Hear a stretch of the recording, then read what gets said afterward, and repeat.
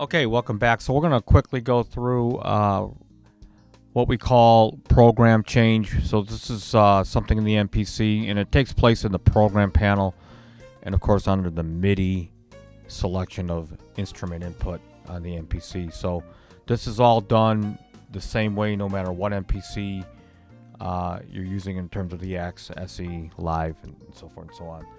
So what has to happen, there's a couple things that actually have to happen. As you can see, your modules down there, your module or your source, whether it's a keyboard, in this case a module, I've got two modules here. You want to make sure you know what MIDI channel they're on, and of course the MIDI basics. So you're always going from the MIDI cable from the in of the module, this is the source of your sound, into the out, ultimately the out of your destination.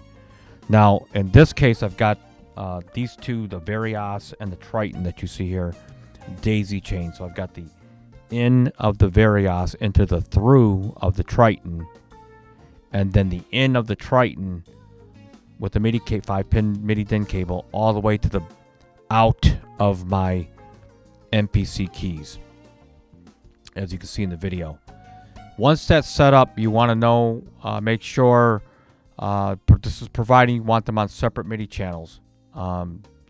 So in this case I got them running both in single mode, and channel 1 is going to be the Triton, and in this case channel 2 is the Varios. Now you can have them set to the same channel, and that would be reasons for you to, because you might want to stack them in real time. So electric piano on the Triton and maybe a strings on the Varios.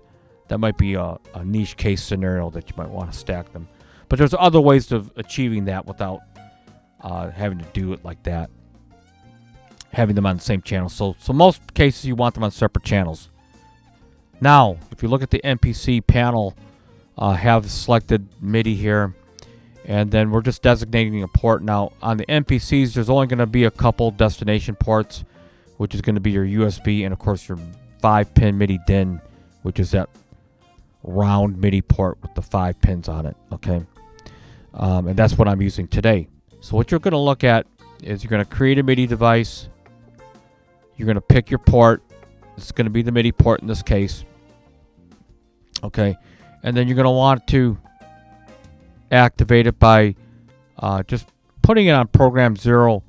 You can see you have parameters such as MSB, that stands for most significant byte, and LSB, which stands for the least significant byte. You need to understand that these two matched pair numbers in most MIDI devices are separate.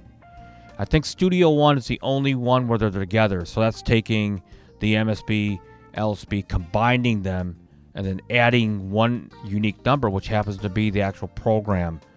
So it would be 3 different numbers. But let's not get too forward in that and just look at this particular scenario, which is like most units.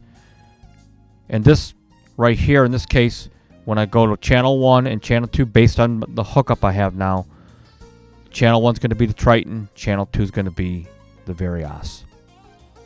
So without getting too technical, what these numbers represent, we got bank changes, which are represented by the LSB, MSB, the combination of 2 different numbers.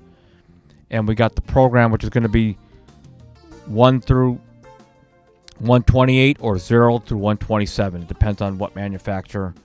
Okay, and that's just going to be your bank, getting around to the patches in your bank. So if I'm on, and you have to go in your manual, usually it's your MIDI implementation manual, or you can Google it. So for example, the Triton, to go to the normal banks, I believe it's going to be 32, I think. And if I go from here,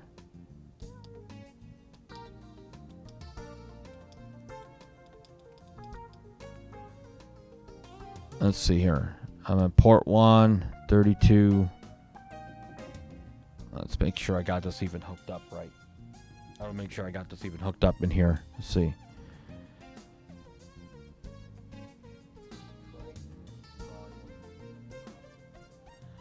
And Let's see the Roland.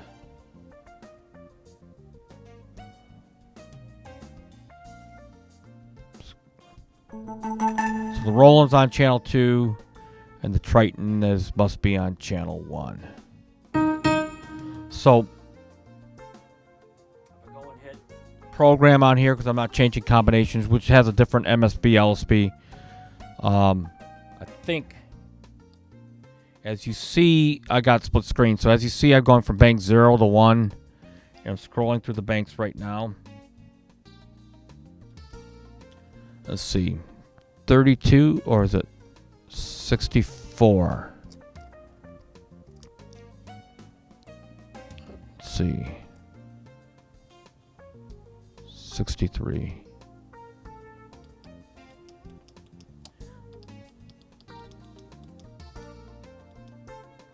So it's 63, and 0 would be the different banks like A, B, C, D, E, F, G.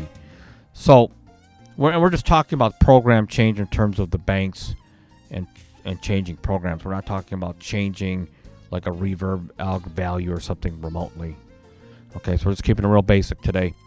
So if I go to channel 2, which is going to be my Varios, the MSB LSB for that, for banks, is going to be the good old Roland 87. See, these are sort of at the top of my mind right now. So if you look at the Varios, it goes from I2, I3, I4, so forth and so on. Now, if I go to the program, as you can see here, I start going through the patches within that bank. So again, if I go and scroll through, so I know this sound.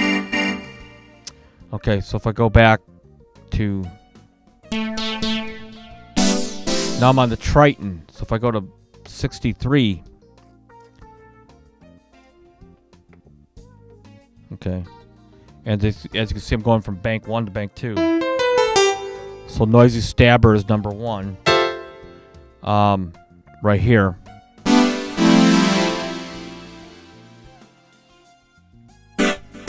Which is bank A, sound 1. Okay, and that's basically how you can control your external gear. We're talking about, so if you have, say, a Korg PAX, PA4X, or PA5X, I'm not sure. So Korg uses 63 for their banks, but I'm not sure about their arrangers on how that works. But it's clearly on the internet, and it's in the manual clearly. For every manufacturer. Even the Roland SRX cards that used to be out, they have specific, like 86 and something else will take you to the banks on the SRJV80 banks, and those are the cards. So anything that's got MIDI like that was made for MIDI will automatically, it's just part of the MIDI spec. This board has their own MSB LSB, which this Triton happens to have. Okay, so that's pretty much MSB LSB in a nutshell, running external gears from really any unit.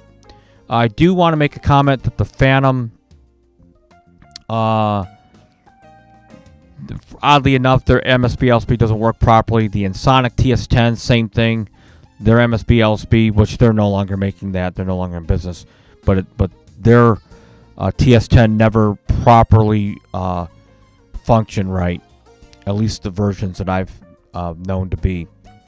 So not everything is perfect, but the MPC is extremely rock solid when it comes to the MSB LSB and program change. So leave any questions or comments, and until next time, peace out.